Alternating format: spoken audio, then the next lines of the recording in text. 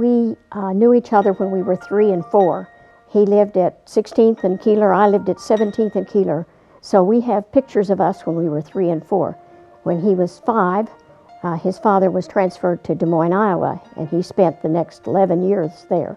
When he came back, he was going into the 10th grade, and actually his parents bought this house on 9th and Cherokee, and they couldn't get in the house until October. So he lived with us for about 6 or 7 weeks, and I became very popular. I was the gal that had the new boy in town living with me. Lou and Sharon dated through high school and were married in June of 1956, just before Lou started law school. While in school, they had their first son, Scott. When Lou first came to Bartlesville, he went to work for Phillips Petroleum in the office of the secretary. And after he had worked there a little over a year, he decided to get into his own practice and also become the county attorney. And he went from county attorney to becoming district attorney. Most of what we did when we were in our early years, were JC projects. That took a lot of his time. He was off on JC projects most of the time. I belonged to JCS, and those friends that we made in JCs are still today our closest friends. Lou Ambler decided to form a ladies' softball team to include his daughter Julie on the team. There were a number of girls from Bartlesville playing up there in Dewey. I said, well, there's got to be better competition somewhere. Well, there was a void in the community in that there really were no activities other than the school activities for girls. And I had a daughter, Mr. Walmsley had a daughter, and they both were athletic and wanted to play softball. And there was no softball program. So I guess you'd say we created one to give our daughter something to do. My grandpa was, I think, a third base coach for one of my t-ball teams, and I'll just never forget how excited he was to be a part of our lives, and so that's always been extremely special. My grandpa and my grandma both have always been a big part of my life, and have always meant a lot to me. You know, they've always lived like across the street from us, so they were a special couple, and we loved growing up with them and sharing all of our holidays with them. Lou passed away November 5th, 2016.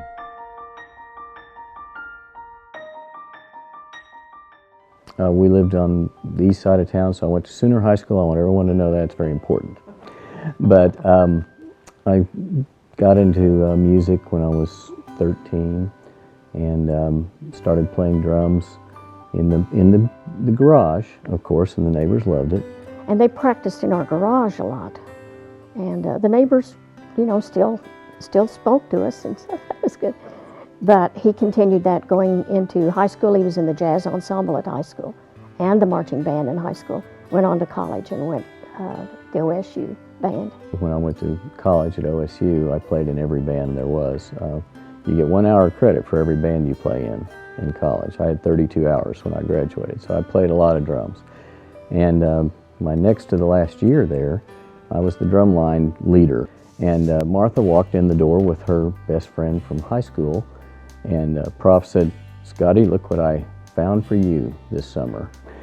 And so I know exactly when I saw her, I remember the way she looked. I was a mallet player, a percussion player, but kind of concentrated in mallets, and he was pretty much a straight drummer. So when we met, he was my section leader and liked to tease around that we had extra sectionals. She needed a lot of help. A lot of attention, In 1981, Scott and Martha married and began their family and careers in Bartlesville.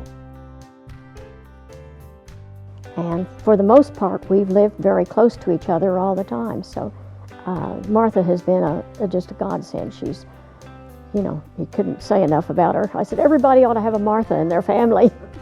My father-in-law, I worked for him for almost 30 years and adored him. And he was a great boss. He was very family-oriented and gave me the opportunity to work part-time after our older daughter was born.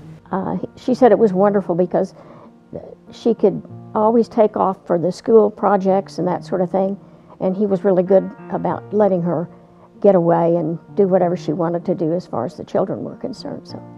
So I've enjoyed every minute of living in town with them. It's been a great experience. Wouldn't change it for anything. Scott went to work for McCrory Associates and later bought the firm, naming it Ambler Architects. He always wanted to be an architect, and he said he was really lucky. I was just always interested in buildings and houses and things. And so I worked at the city of Bartlesville when I was in high school and did drafting for them and water and sewer lines and all these things. I think there were a couple of times when he called home and said, "I don't think I want to do this anymore." He said, "You're not changing, keep at it." I did call my dad one time and I said, I think I might want to be a lawyer. And he said, "No." And that was it. So I said, okay, got it. Well, Scott Ambler designed my home. It's almost 30 years ago now. I can't believe it's been 30 years and almost continuous working relationship and friendship since that time. Bartlesville's always been an architecturally unique place. Where else do you have 35,000 people, 20-story buildings, and really famous architecture? It was always a nice community when I grew up and got to ride bikes around everywhere and just be a kid. I loved growing up in Bartlesville. I had a great time growing up here. I don't think I appreciated it quite as much as I should have as a kid, but the older I've gotten, the more I've come to appreciate how unique it is.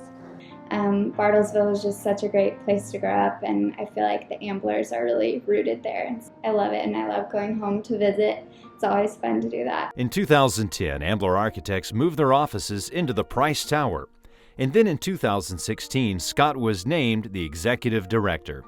After Pete Silas passed away a couple years ago, we went through some leadership changes, and eventually Scott basically volunteered to be the director of the Price Tower. Having his architecture firm and kind of leading the Price Tower into such a new, exciting direction is really neat and a proud moment for me. It's just a good place for him to be, and now that he's also the director, to be able to divide his time between his business and his vision for the Price Tower, bringing the Bartlesville Art Association into the Price Tower, improving things at the hotel and the restaurant. Just everywhere you look, Scott's constantly working quietly or maybe noisily to advance the agenda of the community and make things better for everybody. Scott and Martha have been active members in the Bartlesville community for many years.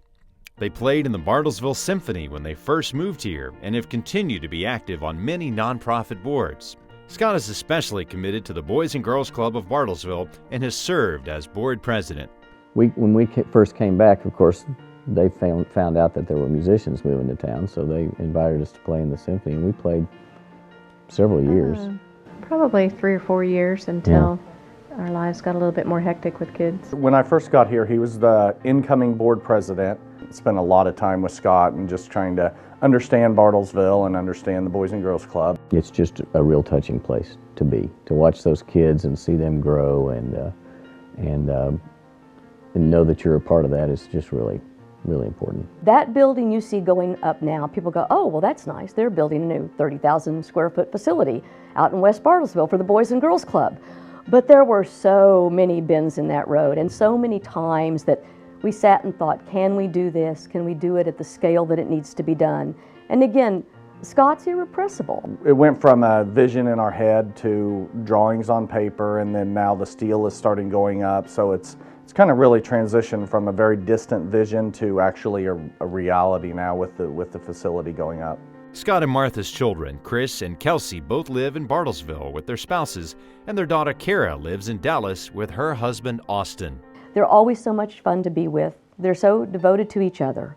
They have a lovely relationship with their children. We dedicate time on the weekends to grandparents so that everybody can. We're real family oriented. We get to have dinner and lunch with our parents weekly, and we love that. We don't miss any birthday dinners, and just little things that add up to be big things. They're the best parents I could have ever asked for. They are forever loving and supportive, and that's just been so important for whatever I've done throughout my life. So Scott, Martha, Sharon, I am just thrilled to be sitting here in my living room that you designed, speaking to a camera and saying how thrilled I am that you are being honored today. Scott and Martha, congratulations. This is a wonderful honor and well deserved. The whole community loves you. I know we love you, and so just congratulations, whole Ambler family. Mom and Dad, I'm really proud of you and all the things that you guys have done and accomplished in your life. Well, I think the award is very, well deserved in their behalf, and we want to thank everybody so much for thinking of us, and we appreciate it very much. And I know Lou would too if he were here.